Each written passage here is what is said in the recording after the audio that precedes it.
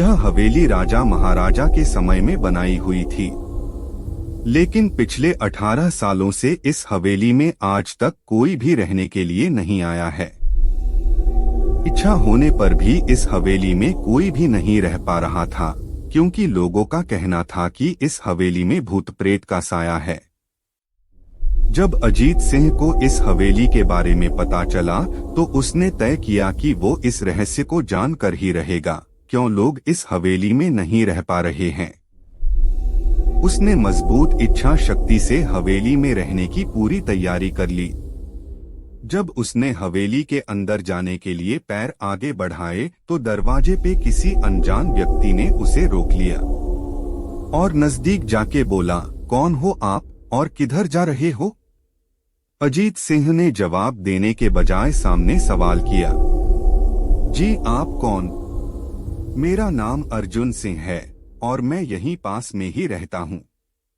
अजीत सिंह ने कहा, ओ अच्छा, मैंने सुना है कि यह एक भूतिया हवेली है और यहाँ कोई नहीं आ पाता है, इसलिए मैंने इस हवेली में एक दिन रुकने का फैसला किया है।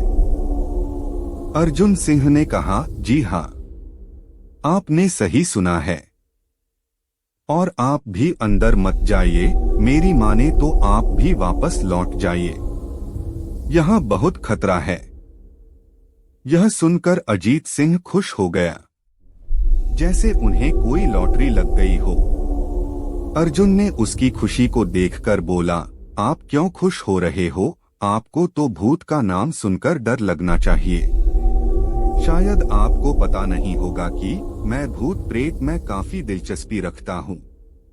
अगर इस हवेली में भूत है तो मैं अंदर जरूर जाऊंगा और सारी सच्चाई का पता भी लगाऊंगा।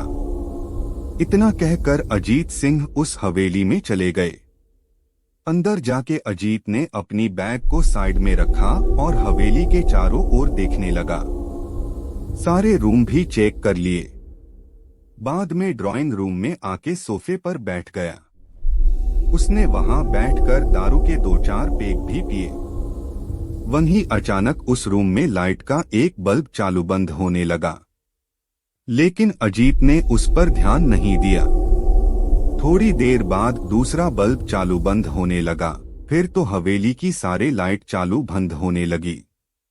यह सब देखकर अजीत अपनी जगह पे खड़ा हो गया और संपूर्ण सचेत हो गया। अचानक उसके सामने एक छोटा टेबल हवा में उड़ने लगा। करीबन 6 फुट हवा में ऊपर जाके गोल गोल घूमने लगा और बाद में अजीत की और तेजी से आने लगा। अजीत ने तुरंत ही अपने जगह बदल दी और दूसरी ओर चला गया और वो टेबल वहीं जाके गिरा जहां अजीत खड़ा था। अजीत कुछ समझ पाता उतने में सोफे की शीट उसकी ओर आने लगी। वो जल्द खड़ा हो गया और छलांग लगा के दूसरी ओर कूद गया, जिसके कारण सोफा दीवार को टकराया और अजीत बच गया। अचानक सब कुछ शांत हो गया। अजीत ने चारों ओर सतर्कता से देखा और बड़ी आवाज में बोला, तुम जो भी हो सामने आकर के बात करो। वहीं एक बड़ी परछाई उसके सामने आई। अजीत ने उस परछाई को देखकर बोला, कौन हो तुम और क्यों मुझे मारना चाहते हो? परछाई, तुम्हारी भूल के कारण। अजीत, मेरी भूल? मैंने कौन सी भूल की? परछाई, इस हवेली में आने की भूल। मैं किसी को भी इस हवेली में खुश नहीं देख सकता। अजीत, लेकिन क्यों? वो परछाई ने जवाब दिया, आज से 18 साल पहले इस हवेली के मालिक ने मुझे यहीं पे ही मार डाला था। मेरी कोई गलती भी नहीं थी। इस कारण की वजह से मेरी आत्मा इस हवेली में भटकती रहती है। मैं किसी को भी इस हवेली में नहीं रहने दूंगा, क्योंकि इस हवेली में मेरा खून हुआ था। इस हवेली में जो भी रहने के लिए आएगा उसकी मौत होगी। अजीत ने कहा, मैं तुम्हें अपने असली रूप में देखना चाहता हूँ। तुम्हें मारने से पहले मैं तेरी यह इच्छा अवश्य पूरी करूंगा। और उस परछाई ने एक भयानक डरावना रूप ले लिया। उसका चेहरा इतना भयानक था कि अजीत भी एक क्षण के लिए डर गया था।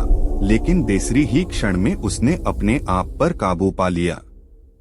बाद में इसने अपनी जेब में से सफेद पाउडर निकाला और उस भूत पर फेंक दिया। भूत पर पाउडर पड़ते ही वो जलने लग गया। बड़ी बड़ी ज्वाला उठने लगी। वो बहुत जोर जोर से चिल्लाने लगा और बाद में पूरी तरह से जल गया। उसके बाद अजीत ने चैन से सांस लिया और वहीं पर सो गया। दूसरे दिन सुबह जब अजीत को सही सलामत हवेली से बाहर आते देखा, अर्जुन को आश्चर्य हुआ।